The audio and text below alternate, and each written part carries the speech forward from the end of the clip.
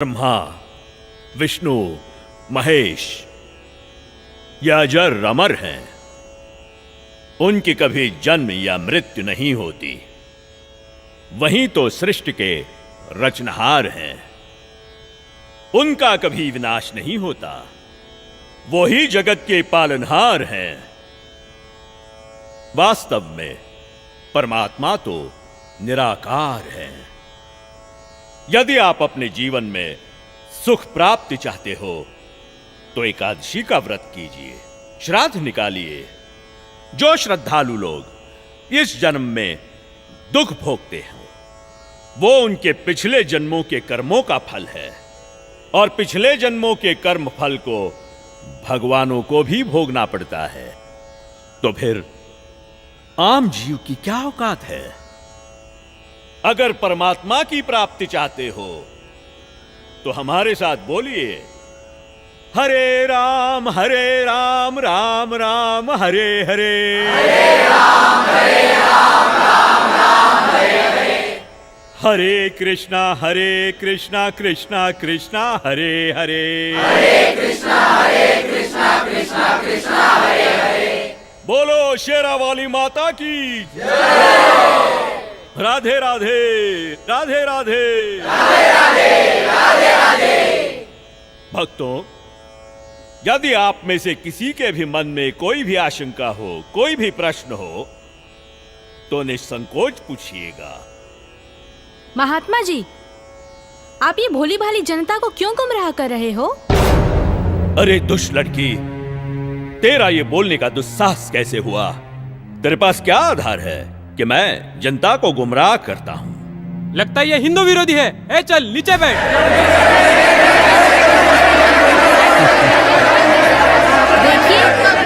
देखिए, हमारी इसी सोच की वजह से इन धर्मगुरुओं ने हमें गलत दिशा प्रदान की है। मैं भी हिंदू धर्म की हूँ और मैं अपने धर्म को श्रेष्ठ मानती हूँ। दरअसल पाखंड केवल हिंदू धर्म में ही नहीं बल्कि मुस्लिम धर्म तथा अन्य धर्मों पर भी चरम सीमा पर है।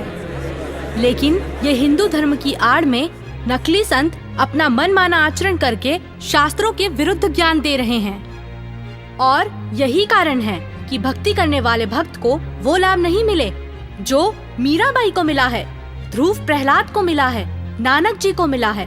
मैं किसी का विरोध नहीं कर रही। मैंने खुद अपने शास्त्रों को पढ़ा है और मेरे मन में भी कुछ प्रश्न हैं। लेकिन दुर्भाग्यवश हमारे समाज में अपने धर्म को, अपने शास्त्रों को, अपने परमात्मा को जानने की कोशिश करता है तो उसे आप जैसे भोले श्रद्धालु धर्म विरोधी समझने लगते हैं। पर आज मैं जो आप सभी को सच्चाई बताने जा रही हूँ, जो शायद आपने पहले कभी नहीं सुनी होगी।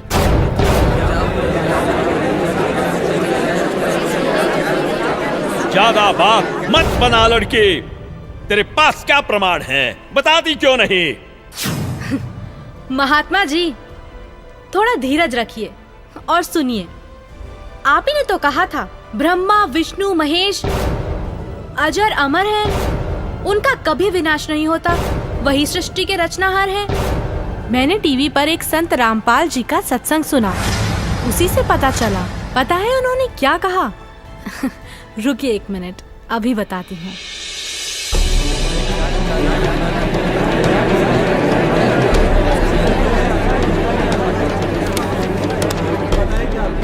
श्रीमद् देवी भागवत पुराण, जिसके तीसरा स्कंद अध्याय 5 पृष्ठ 123 पर लिखा है कि मैं विष्णु, ब्रह्मा तथा शंकर तुम्हारी कृपा से विद्यमान हैं। हमारा तो आविर्भाव, जन्म तथा तिरोभाव मृत्यु होती है।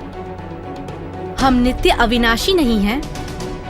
श्रीमद् भागवत महापुराण तीसरा स्कंद अध्याय 4 पृष्ठ 10 श्लोक 42 पर लिखा है, हे मात ब्रह्मा, मैं तथा शिव तुम्हारे ही प्रभाव से जन्मवान हैं, नित्य नहीं है, अर्थात हम अविनाशी नहीं हैं। ये श्रीमद् देवी भागवत देखिएगा, सचित्र मोटा टाइप हिंदी, गीता प्रेस गोरखपुर से प्रकाशित है। और परमात्मा चाहने वाले हिंदुओं के घरों पर लगभग रखी पाओगी। ये है संक्षिप्त श्रीमद् देवी भागवत सचित्र मोटा टाइप, केवल हिंदी। प्रकाशक हैं हनुमान प्रसाद पोदार, चमनलाल गोस्वामी, और गीता प्रेस गोरखपुर से प्रकाशित है। 123 पृष्ठ, तीसरा स्कंद, संक्षिप्त देवी भागवत। तुम शुद्ध स्वरूपा हो, ये सारा संसार तुम ही से उद्भासित हो रहा है। मैं ब्रह्मा और शंकर हम सभी तुम्हारी कृपा से विद्यमान हैं। हमारा आविर्भाव माने जन्म, तिरोभाव माने मृत्यु हुआ करता है। हमारा तो जन्म मृत्यु होता है, केवल तुम ही नित्य हो, जगत जननी हो, प्रकृति और सनातनी देवी हो। अब ये क्या सिद्ध हो गया इस थोड़ी सी पंक्तियों में? ब्रह्मा विष्णु महेश की जन्म मृत्यु होती है। तो बताओ महाराज जी, अब आपके पास क्या जवाब है? आप ही ने तो कहा परमात्मा निराकार है। हाँ, तो गलत क्या कहा? परमात्मा तो निराकार ही है, और यही हमारे वेद शास्त्र कहते हैं। महात्मा जी, आप बिल्कुल झूठ बोल रहे हैं। शास्त्रों में कहीं नहीं लिखा कि परमात्मा निराकार है। शास्त्रों में क्या लिखा है ये मैं आपको बताती हूँ, जो कि मुझे संत जी के प्रवचनों द्वारा पता चला। अब ऋग्वेद मंडल नंबर 9 सूक्त 82 में कति कंसेप्ट क्लियर हो जाएगा। ऋग्वेद मंडल नंबर 9 सूक्त 82 और मंत्र नंबर 1 में क्या कहा है? वह है जो सर्वोत्पादक प्रभु, यानी सबकी उत्पत्ति करने वाला, 6 दिन में सृष्टि रच के 7वां दिन तख्त पर बैठने वाला, प्रकाश रूप सद्गुणों की वृष्टि करने वाला, पापों का हरण करने वाला, वह राजे, ये संस्कृत है, इसका अर्थ है राजा के समान। राजा के, ये 269 पृष्ठ पे है राजा के, और इधर देखो 270 पृष्ठ पे, 270 पृष्ठ पे राजा के समान दर्शनीय है। देखने में राजा के समान है, तख्त पर विराजमान है, सिर पर मुकुट है उसके, और वह पृथ्वी आदि लोकांतरों के चारों ओर शब्दमान हो रहा है।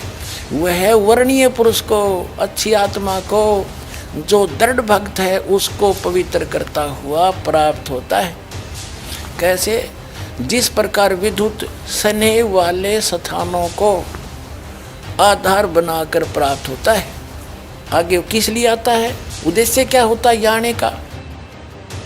हे परमात्मन, उपदेश करने की इच्छा से, तत्व ज्ञान, यथार्थ ज्ञान बताने की इच्छा से आप महापुरुषों को प्राप्त होते हो, नीचे आकर के गति करके आते हो, और आप अत्यंत गतिशील पदार्थ के समान हमारे आध्यात्मिक यज्ञ को, यानी हमारे धार्मिक अनुष्ठानों को प्राप्त होते हैं। आप कबीर देव हैं, आप अल्लाहु अकबर हैं, शुद्ध स्वरूप हैं, आप पाक हैं, पवित्र हैं। हमारे पापों को दूर करके हे अमर परमात्मा सोम, आप हमको सुख दे। हो गया सिद्ध। शास्त्रों में लिखा है, यजुर्वेद अध्याय 5 मंत्र 1, 6, 8, यजुर्वेद अध्याय 1 मंत्र 15, यजुर्वेद अध्याय 7 मंत्र 39, ऋग्वेद मंडल 1 सूक्त 31 मंत्र 17, ऋग्वेद मंडल 9 सूक्त 86 मंत्र 26, 27, ऋग्वेद मंडल 9 सूक्त 82 मंत्र 1 से 3। इसमें यह लिखा है कि परमात्मा साकार है, और यही पवित्र कुरान शरीफ और पवित्र बाइबल सिद्ध करते हैं। यह है पवित्र बाइबल, संपूर्ण जीवन अध्ययन बाइबल। प्रबंधक संपादक डेविड स्टुअर्ट, अंग्रेजी प्रधान संपादक Donald C Stamps, MA MDV, संयुक्त संपादक ये सारे इनका ये यहाँ से छपाई देखो। जेनेसिस माने सृष्टि, जेनेसिस 1, ये 4 पृष्ठ पे उत्पत्ति यहाँ से आरंभ होती है। प्रथम आदि में परमेश्वर ने आकाश और पृथ्वी की सृष्टि की, ये पहला दिन था। इस प्रकार ये पहला दिन हो गया। फिर दूसरा दिन हो गया, प्रकाश पर पुरुष बना दिया परमात्मा ने। फिर ये तीसरा सांझ भोर हो गया, फिर तीसरा दिन हो गया। जो कुछ भी इसमें फलदार वृक्ष जिनके बीज एक एक जाति के अनुसार बनाए, ये इस प्रकार। अब ये तीसरा दिन हो गया। दिन और रात पर प्रभुता करें और उज्ज्वला दियारा करें। इस प्रकार सांझ हुई, फिर भोर हुआ, ये चौथा दिन हो गया। फिर यहाँ देखें प्रश्न नंबर 5 पे, वो 4 पे पढ़ा आपने, अब 5 पे क्या है, सांझ हुई, भोर हुई, फिर ये 5वां दिन हो गया। छठे दिन पे आना हमने, असली बात ये है। फिर परमेश्वर ने कहा मनुष्य को हम अपने स्वरूप के अनुसार अपनी समानता में बनाएं, और वे समुद्र की मछलियों और आकाश के पक्षियों और घरेलू पशुओं और सारी पृथ्वी पर और सब रेंगने वाले जंतुओं पर जो पृथ्वी पर रेंगते हैं अधिकार रखें, यानी उनसे समझदार हों। तब परमेश्वर ने मनुष्य को अपने स्वरूप के अनुसार उत्पन्न किया। अपने ही स्वरूप के अनुसार परमेश्वर ने उसको उत्पन्न किया, और नर और नारी करके उसने मनुष्यों की सृष्टि की। तो परमात्मा किसा होया, मनुष्य जैसा, नर जैसा। अंडरस्टूड हो गया। अब पवित्र बाइबल ने स्पष्ट कर दिया कि परमात्मा मनुष्य जैसा है, उसने अपने जैसे रूप में मनुष्य को बनाया, नर नारी करके उत्पन्न किया। अब कुरान शरीफ दिखाते हैं आपको, देख कुरान शरीफ शास्त्रीय अरबी पद्धति पर नागरी लिपि में रूपांतरकार हैं नंद कुमार अवस्थी, शेरवानी संस्करण। ये कहाँ से छपी है?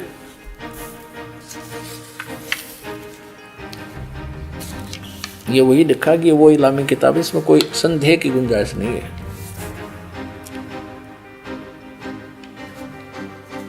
शेरवानी संस्करण, प्रकाशक है लखनऊ किताब घर, मौसम बाग, सीतापुर रोड, लखनऊ।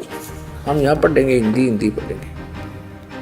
सूरत फुरकानी 25 607 पृष्ठ पे यहाँ देखिए 59 नंबर आयत में, सूरत फुरकानी 25 में, जिसने आसमान और ज़मीन और जो कुछ उनके बीच में है सबको 6 दिन में पैदा किया और फिर तख्त पर जा विराजा। अब इससे सिद्ध हो गया कि दोनों पवित्र सदग्रंथों ने रल मिलकर ये सिद्ध कर दिया कि परमात्मा मनुष्य जैसे शरीर युक्त है, मनुष्य जैसा साकार है।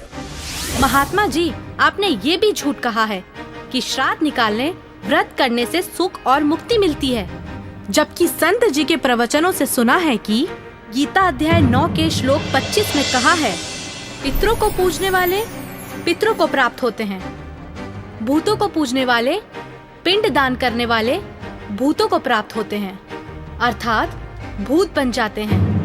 गीता अध्याय 6 श्लोक 16 में लिखा है कि हे अर्जुन, ये योग ना तो अधिक खाने वाले का, ना बिल्कुल ना खाने वाले का, ना अधिक जागने वाले का, ना अधिक शयन करने वाले का, और ना ही एक स्थान पर बैठकर साधना करने वाले का सिद्ध होता है।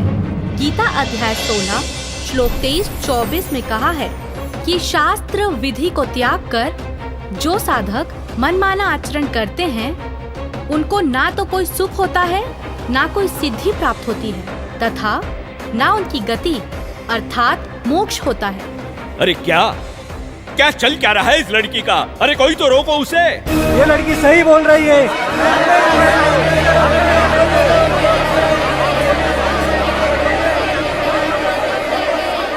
और हद तो तब हो गई बाबा जी, जब आपने कहा परमात्मा पाप नहीं काटते, कर्म का भोग तो भोगना ही पड़ता है, चाहे कितनी ही भक्ति कर लो।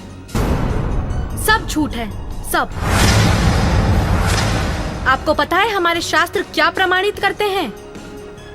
मैं बताती हूँ, जो कि मुझे संत जी के प्रवचनों द्वारा पता चला है।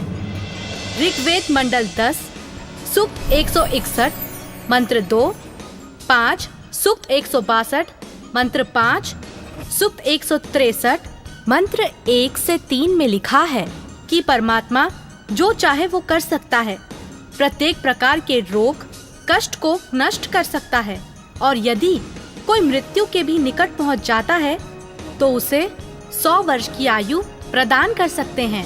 अब देखिए वेद इसको प्रमाणित करेंगे कि परमात्मा घोर पाप का विनाश कर देता है। ये देखिए, ये महर्षि दानु सरस्वती द्वारा ही इसका अनुवाद है।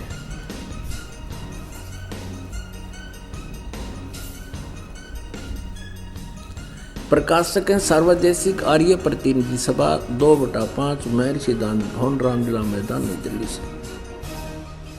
यजुर्वेद आर्य भाषा भाष्य संपूर्ण 40 अध्याय महर्षि दानंद सरस्वती कृत यानी दानंद जी के द्वारा इनका अनुवाद है।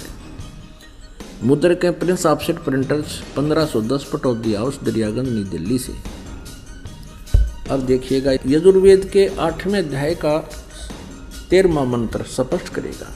ये 8वां अध्याय और 241 पृष्ठ पे 8वें अध्याय का 13वां श्लोक। इसमें क्या लिखा है कि देव कर्तस्य एनस्य अवजनमसि, मनुष्य कर्तस्य एनस्य अवजनमसि, पितृ कर्तस्य एनस्य अवजनमसि, आत्म कर्तस्य एनस्य अवजनमसि। एनस्य एनस्य घोर एनस्य एनस्य माने अपराध के अपराध यानी घोर पाप के भी। अब आपको इसका यहाँ दिखाते हैं 242 पृष्ठ पर इन्हीं का अनुवाद किया हुआ। ये 242 पृष्ठ पे। हे सबके उपकार करने वाले मित्र आप। अब यहाँ इसने मित्र शब्द प्रयोग कर दिया, यहाँ परमेश्वर ना लिखा, क्योंकि इसको पता था वेदों को पढ़ने वाला मुझ पर पूरा विश्वास करेगा, और मैंने यहाँ लिख दिया मित्र, तो वो ये समझेगा कि मित्र के बारे में लिखा है, भगवान के बारे में नहीं, इसलिए इसको पढ़ कर आगे चल पड़ेगा। आप दान देने वाले के अपराध के अवजनम, एनस्य माने अपराध के, अवजनम माने विनाश करने वाले, असी माने हो। मनुष्य कर्तस्य साधारण मनुष्यों के किए हुए, एनस्य माने अपराध के, अवजनम माने विनाश करने वाले हो। पितृ कर्तव्य से पिता के किए हुए, एनस्य माने अपराध, ये अपराध ही लिखना चाहिए था, विरोधासन लिखा है। अच्छी प्रकार हरने वाले हो, नाश करने वाले हो। अपने किए हुए, एनस्य माने पाप के, एनस्य कहो, एनस्य का अर्थ पाप कहो, एनस्य माने अपराध कहो, एनस्य माने अपराध या पाप एक ही अर्थ होता है। एनस्य माने पाप के दूर करने वाले, अवजनम माने नाश करने वाले, अवजनम विनाश करने वाले हो, अवजनम माने विनाश करने वाले हो। एनस्य एनस्य अधर्म के अधर्म यानी घोर पाप के भी, अवजनम माने नाश करने वाले हो। अब जानता हुआ मैं जो कुछ भी अधर्म आचरण किया करता हूँ या करूँ, अनजान में जो कुछ भी किया करता हूँ वह करूँ, उस सब एनस्य माने अपराध के, पाप के, दुष्ट आचरण के नहीं, पाप के आप अवजन माने नाश करने वाले हो। और महात्मा जी, आपको तो ये भी नहीं पता पूर्ण परमात्मा कौन है। अच्छा लड़की, तो तुम ही बताओ कौन है पूर्ण परमात्मा? पूर्ण परमात्मा, पूर्ण परमात्मा वो है जिसने सृष्टि की रचना की है। उस परमेश्वर का नाम है कबीर। मैं आपको प्रमाणित करती हूँ, जो कि मुझे संत जी के प्रवचनों द्वारा पता चला है। प्रमाण 1, पवित्र यजुर्वेद अध्याय 29 मंत्र 25। जिस समय भक्त समाज को शास्त्र विधि त्याग कर मनमाना आचरण कराया जा रहा होता है, उस समय कबीर देव तत्व ज्ञान को प्रकट करता है। प्रमाण 2, पवित्र सामवेद संख्या 359 अध्याय नंबर 4 के खंड नंबर 25 का श्लोक नंबर 8, जो कबीर देव तत्व ज्ञान लेकर संसार में आता है, वह सर्वशक्तिमान है तथा काल के कर्म रूपी किले को तोड़ने वाला है, सर्व सुखदाता है तथा सर्व के पूजा करने योग्य है। ऋग्वेद मंडल 9 सूक्त 86 मंत्र 17। ऋग्वेद मंडल 9 सूक्त 86 मंत्र 18। ऋग्वेद मंडल 9 सूक्त 86 मंत्र 19। ऋग्वेद मंडल 9 सूक्त 86 मंत्र 20। अथर्ववेद कांड नंबर 4 अनुवाक नंबर 1 मंत्र नंबर 7। मुस्लिम धर्म के पवित्र शास्त्र कुरान शरीफ सूरत फुरकानी 25 आयत 52 से 59 में लिखा है कि कबीर परमात्मा ने 6 दिन में सृष्टि की रचना की तथा 7वें दिन तख्त पर जा विराजा। जिससे परमात्मा साकार सिद्ध होता है। राग तिलंग महला 1, पंजाबी गुरु ग्रंथ साहिब, पृष्ठ नंबर 721। बाइबल में भी लिखा है, सृष्टि की रचना परमात्मा ने की, जिनका नाम है कबीर।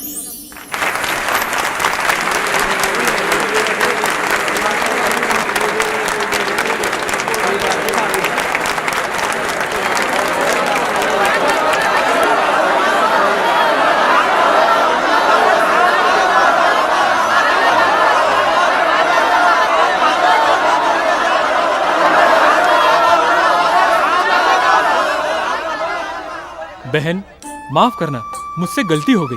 असल में हिंदू विरोधी तो ये नकली संत है जो हमें शास्त्रों के विरुद्ध भक्ति बता रहा है। आपने तो हमारी आंखें खोल दी। बहुत बहुत धन्यवाद आपका। धन्यवाद तो संत रामपाल जी महाराज का कीजिए, जिन्होंने इस अनमोल ज्ञान को भक्त समाज को समझाया है। उन्हीं के ही तो टीवी चैनल पर सत्संगों को सुनकर मैंने इस अनमोल ज्ञान को प्राप्त किया है। हर रोज टीवी पर सैकड़ों बाबा आते हैं, लेकिन सही भक्ति तो संत रामपाल जी महाराज ही बताते हैं। तो बोलो संत रामपाल जी महाराज की जय। संत रामपाल जी महाराज की जय। संत रामपाल जी महाराज की जय। आओ सब मिलकर जागरूकता लाए, पाखंड और अंधविश्वास को जड़ से मिटाए।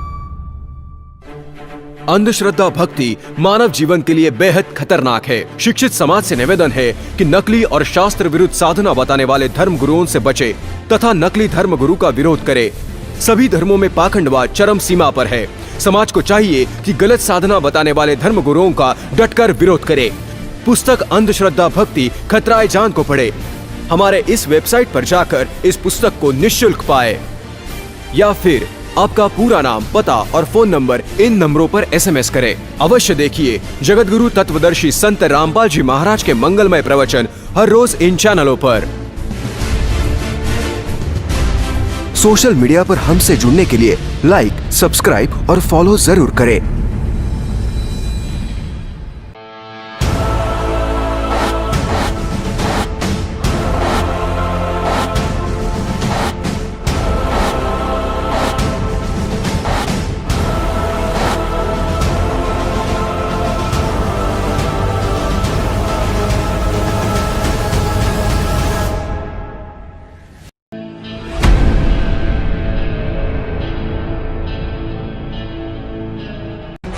भारत के सभी राजनेताओं, स्वामियों, धर्मगुरुओं और शंकराचार्यों को मुसलमान धर्म के प्रवक्ता डॉक्टर जाकिर नायक की खुली चुनौती। ये चैलेंज है, कोई भी शख्स हिंदुस्तान में हो, मिनिस्टर हों दो, कोई भी स्वामी हों दो, कोई भी शंकराचार्य हों दो, इंशाल्लाह मैं तालिब इल्म हूँ इस्लाम और दीगर मज़हब का। मैं तस्लीम करता हूँ कि डिबेट होना चाहिए। मैं उनसे डिस्कशन करता हूँ, अगर मुझे गलत साबित करो मैं बदलने को तैयार हूँ। ये मुसलमान की जबान है, हम जब जबान देते हैं उसका पालन करते हैं। संत रामपाल जी महाराज ने स्वीकार की मुस्लिम धर्म प्रवक्ता डॉक्टर जाकिर नायक की चुनौती। मुस्लिम धर्म प्रवक्ता डॉक्टर जाकिर नायक हैं सादर आमंत्रित, जब चाहे कर सकते हैं संत रामपाल जी महाराज के साथ ज्ञान चर्चा। डॉक्टर जाकिर नायक के इस चैलेंज को स्वीकार करता हूँ, लेकिन अपने उस वायदे को याद रखना जिसमें कहा है कि जो मुझे झूठा सिद्ध कर देगा, गलत सिद्ध कर देगा, मैं अपने आप को बदल लूँगा। चैलेंज, आपको 10 पॉइंटों पर झूठा कर दूंगा सिद्ध, और कभी भी आकर के वो अध्यात्मिक ज्ञान चर्चा करता।